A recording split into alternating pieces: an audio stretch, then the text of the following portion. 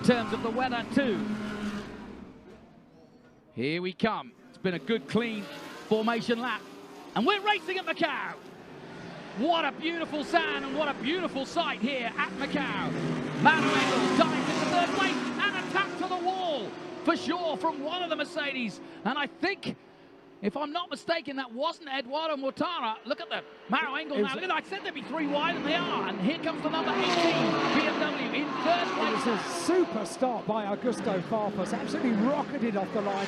Looked to find a space. He found a space as well. Up into 4th place.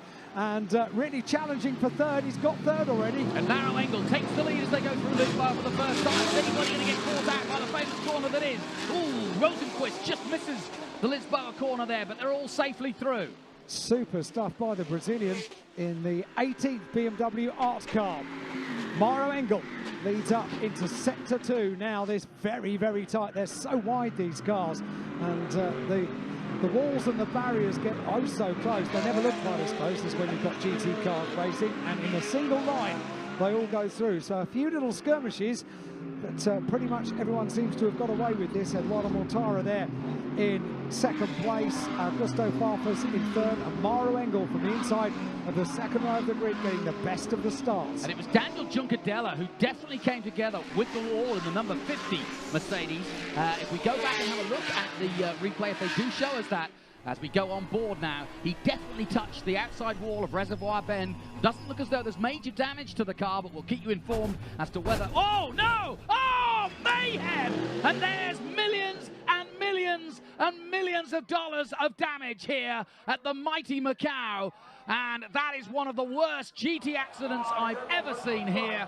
And in the place, the city that is a gamble, the lottery has absolutely come to an end.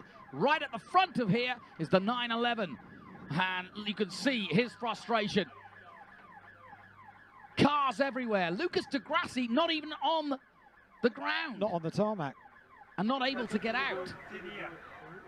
Did anybody make it through? No hesitation in bringing out the red flag. Yes, they did, look. Course completely blocked. My goodness. My goodness. What were you saying as we walked across the bridge? Everything had been relatively clean so far today. Mm-hmm. I rest my valise. Goodness me. 4 cars come through. Wow. Into pit lane. Now, we don't know...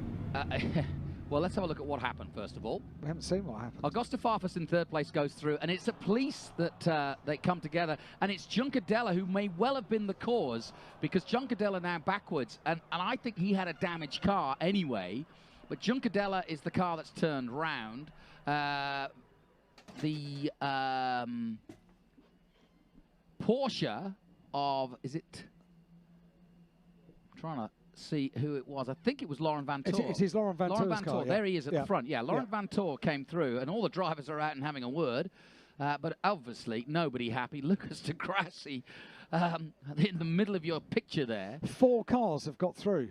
Only 4 cars. Well, yes, but I'm looking back at the 99 still of the Tom Blomqvist. He's involved. So is the number 5. It just depends. The shot is not as clear, but I can tell you a concertina effect, given that you're coming down Moorish Hill into this right-hander, could mean that literally the whole field has been affected in some way or another. And I can also assure you that we've got a long wait for the resumption of this one, folks. But if you've just tuned in and you've never seen the Macau Grand Prix, this is not bad driving. These are the very best drivers in the world. I can see that Felix Rosenquist is out of the car and okay. My first thought is that everybody's okay. Laurent Vantour taking a tour around his car.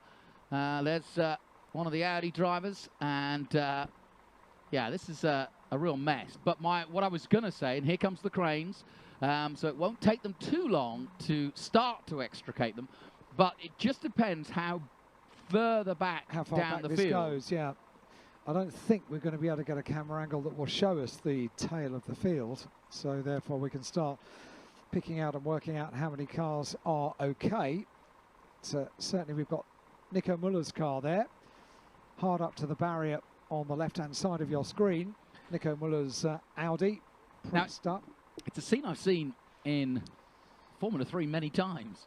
but never in GTs, not to this extent. No, we did say this the very, very tight section of the circuit, and GT cars get wider and wider, don't they, with every incarnation of a GT car. So the road completely blocked. So I almost can't bear to watch this. I know, it's painful, isn't it?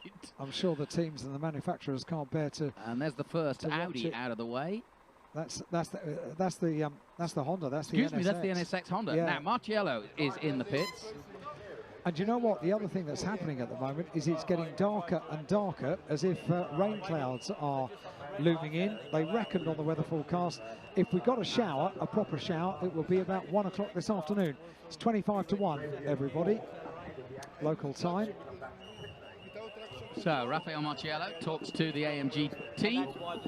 His first outing with this Mercedes crew at Macau in a GT car.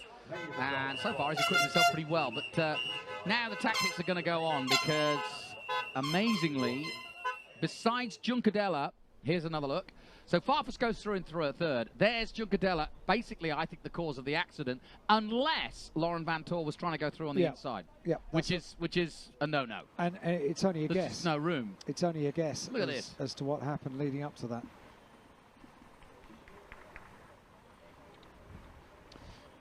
One, two, now, here's three, another thing that 4, 5, 6 million, or just cars? 6 cars at very least. We're trying to recover Laurent Vantor's Porsche, which is very battered. Here's something they instituted last year into this race, is these dollies.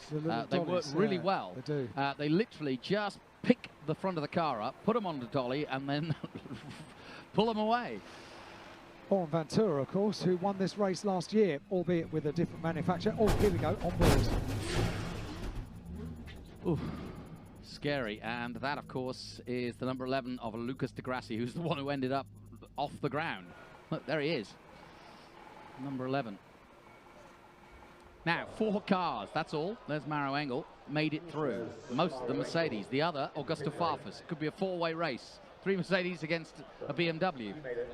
Yeah, what a peculiar situation. I think you're right. I think there are going to be plenty more cars that are unscathed. I mean, looking down to, I would argue that if the other guys were smart enough to get off the brakes or get on the brakes early enough, Rosenquist was definitely involved in the incident because he was out of the car pretty quick. That's 11th place.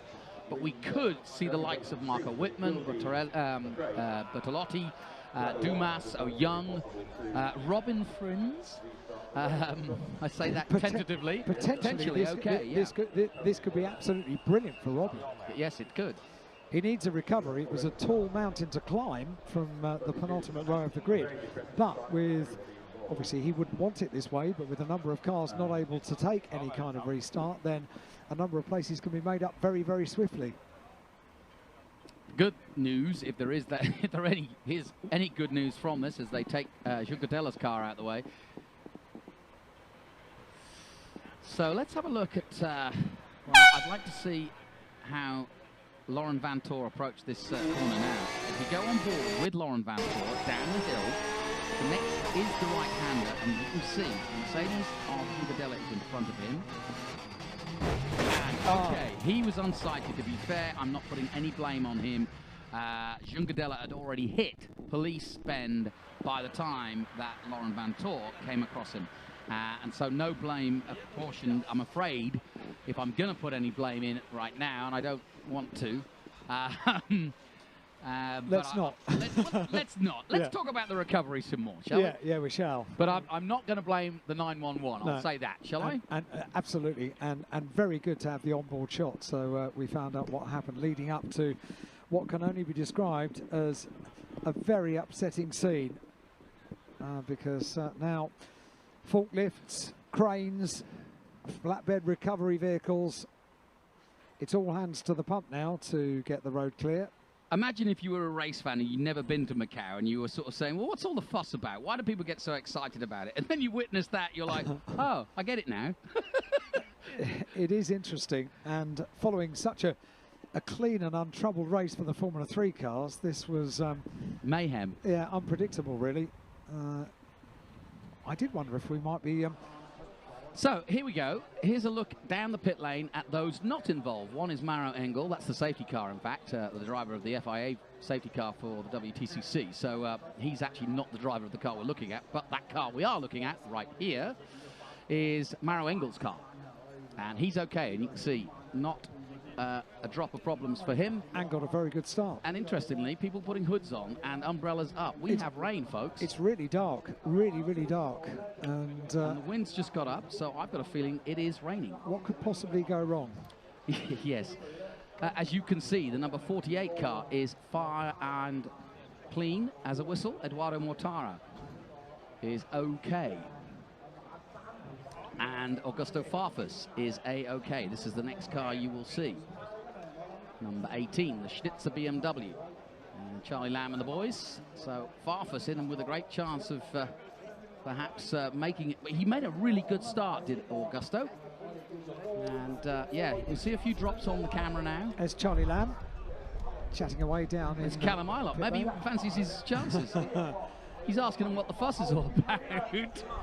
And there is one Group M car. Do you think he's coming through to gloat? Yeah, probably, yes. We didn't have a red flag. Yeah, it's your problem. We saw Raphael already out of the car, but that's his car. So we literally have 4 unscathed cars in the pit lane. I've never seen anything like this in all my years. We're looking at Chaz Mostert's car being dragged back. The fourth of the BMWs, and I've just seen spots of rain on the camera lens as well. Let's have a look at some of the sort of highlights of that crash. And you can see Juncadella gets turned around, Van Toor's in it, several Audis. Lucas de Grassi's put into the sky because of it. The number 99, Tom Blomqvist, is stuck underneath. Here we go on board behind the 27, and a nasty picture for Lucas de Grassi. That was really not a pleasant sight. Luckily, not one of the fastest corners. There's Juncadella already in the wall. And I think he was pretty close to Maro Engel. That might have been the problem. It looks as though the VLT Porsche of Darrell O'Young